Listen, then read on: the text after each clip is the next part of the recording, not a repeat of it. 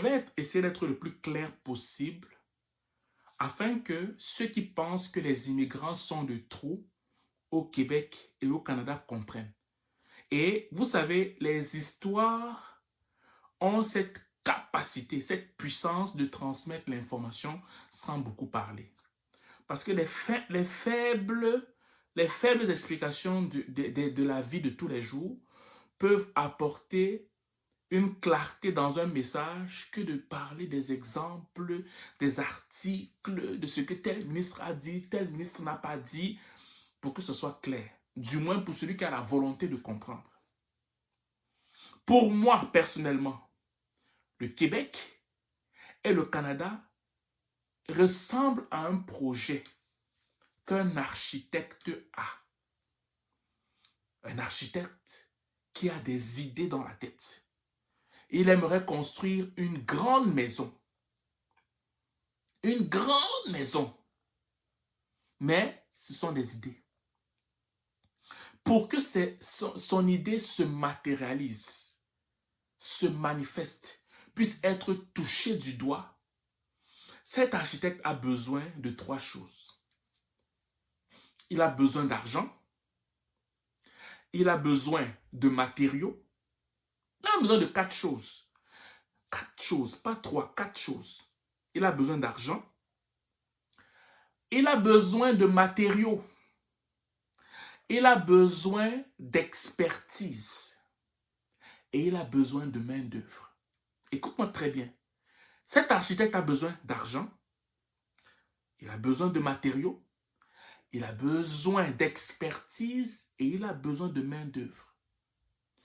Il peut avoir toutes les belles idées du monde, mais tant qu'il n'a pas ces 4 points, il ne verra jamais la réalisation de son idée, la réalisation de son rêve. Donc, qu'est-ce qu'il va faire? Il va mettre en avant son projet en disant toutes les personnes, ok, qui veulent être actionnaires dans ce projet, ces personnes-là auront une part dans ce projet. Donc, ceux qui sont intéressés, parce qu'il y a plusieurs projets dans le monde, ok?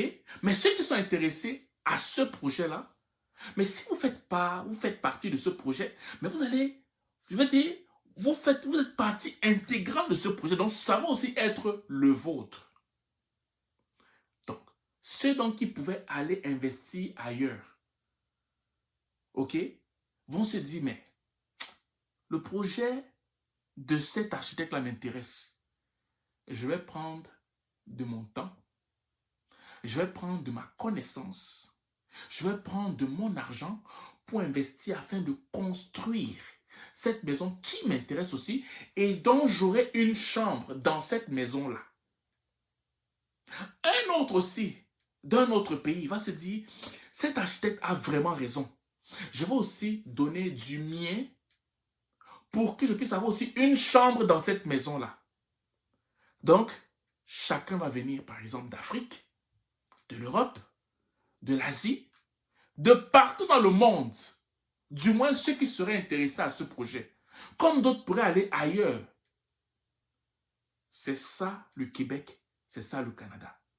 L'architecte ici représente le Québec ou le Canada, qui propose au travers de son immigration, afin de développer son économie, afin de développer sa démographie, afin de développer, ok, ses universités, afin de développer, la qualité de ses immigrants. Un projet qui est l'immigration québécoise, l'immigration canadienne, pour ceux ou celles qui sont intéressés, afin de faire partie du tissu social canadien et québécois.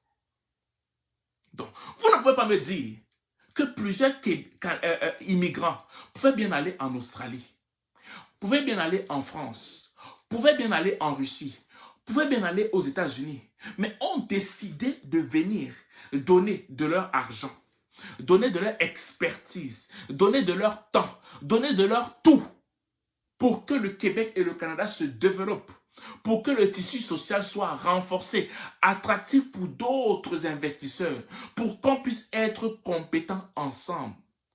Et lorsque les fruits sortent, Vous me dites que vous ne faites pas partie du Québec. Vous ne faites pas partie du Canada. Est-ce que vous comprenez un peu ce que vous dites en fait? Je donne du mien, alors que j'avais le choix d'aller ailleurs.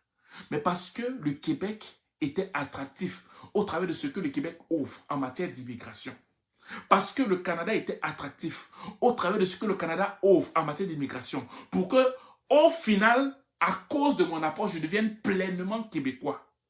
Je deviens pleinement canadien. Vous me dites que malgré cet apport que les gouvernements québécois et canadiens ont donné, je ne suis quand même pas québécois et canadien. Ça veut dire que vous avez un problème. Ceux qui pensent comme ça veut dire que vous avez un problème.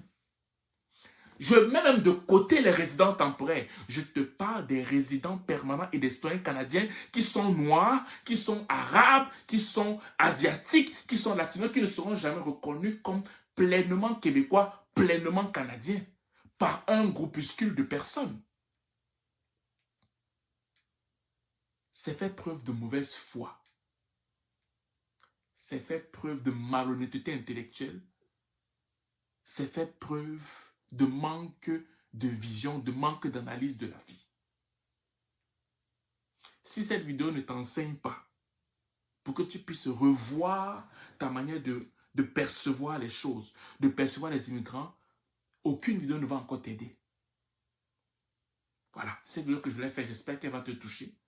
Si je te souhaite de passer une excellente journée ou une excellente soirée, dépendant du lieu où tu m'écoutes. Ciao.